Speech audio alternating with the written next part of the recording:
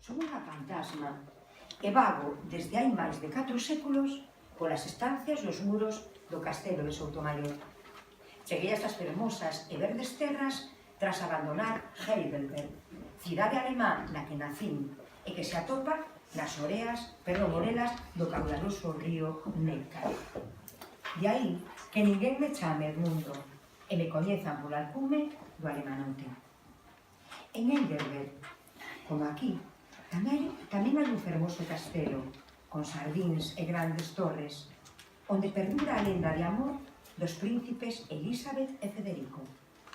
A eles, a guerra dos 30 anos rouboulles as propiedades e as terras, a fortuna e a paz.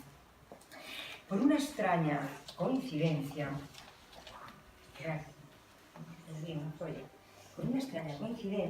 a María, a protagonista desta historia, pasoulle algo semellante. Foron, eso sí, outras guerras as causantes do seu infortunio, mas non deixa de ser unha curiosa e desgraciada coincidencia. Pero antes de contarnos a historia de María, compre unha vez máis que coñezades as circunstancias que me trouxeron aquí para asistir a frecuentes cacerías, afección da que nunca fui moi partidario e que foi finalmente a causa do meu inesperado e prematuro final como home de carne e oso e o principio, en boa parte, da miña vida como fantasma. A miña chegada ao castelo, nos seus húmidos sotos, construín un laboratorio, unha reproducción case exacta da que tiña en Alemania.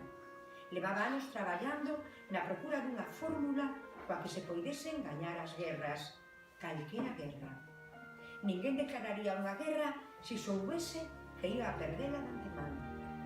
Traballei durante días e noites, durante anos.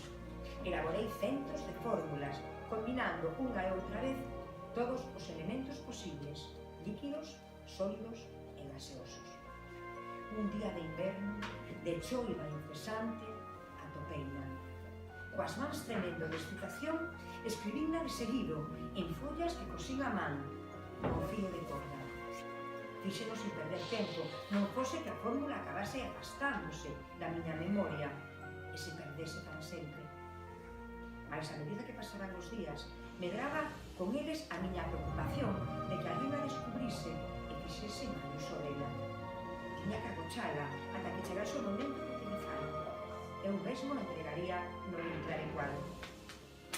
Ata entón, ninguén podería ter coñecemento siquiera das súas escritas.